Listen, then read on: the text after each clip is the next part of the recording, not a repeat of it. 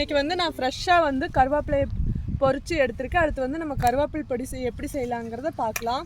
ஃப்ரெஷ்ஷான கருவேப்பிலையை வந்து நம்ம உருகி காட்டில் ஃப்ரெஷ்ஷாக பிடுங்கிட்டு வந்தது நான் இப்போ வந்து நல்லா அலாசி உருகி வந்து இப்போ காய போட்டு எடுக்க போகிறோம். ஒரு நாள் நம்ம இது வந்து கருவேப்பிலை பொடி செஞ்சுக்கலாம்.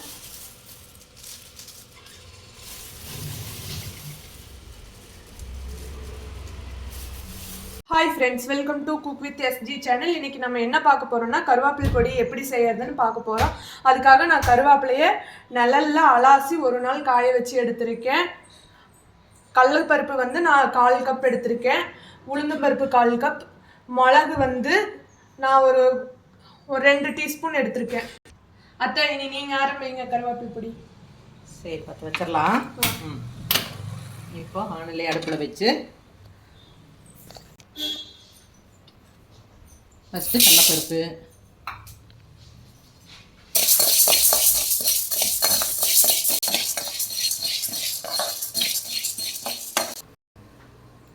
அடுத்தது உளுந்து பருப்பு,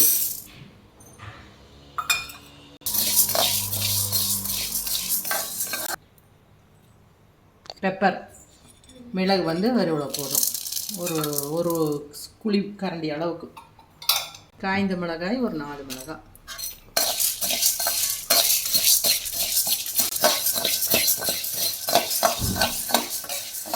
உப்பு அந்த பொடி கலவா, இதையும் ஒரு வறுத்துக்கலாம்.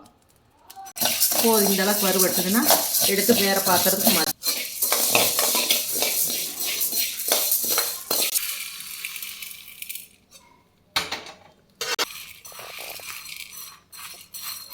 நல்லா ஆறணும். அப்போலாம் வடைச்சட்டியில் போட்டாச்சு. இதை நல்லா சூடு பண்ணிக்கலாம்.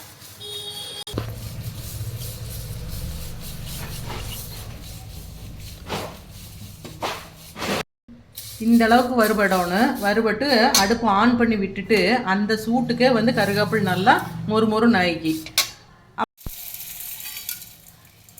கருவேப்பிலை பொடிக்காக வணக்கி வச்சதையெல்லாம் நம்ம இப்போ மிக்சி ஜாரில் போட்டு அரைக்க போகிறோம். கருவேப்பிலும் உள்ள சேர்த்திடலாம். இதெல்லாம் அப்படியே பவுடர் பண்ணிக்கலாம்.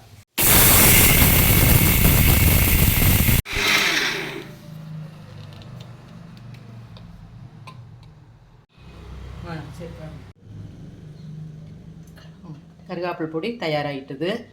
இது வந்து இட்லி தோசைக்கு நல்லெண்ணெயோ அல்லது தேங்காய் எண்ணெயோ ஊற்றி சாப்பிட்டு வந்தால் முடி கொட்டுற பிரச்சனை இருக்கிறவங்க டெய்லி எடுத்துட்டிங்கன்னா நல்லாவே ரிசல்ட் தெரியும். சாப்பிட்டு பார்த்துட்டு சொல்லுங்கள்.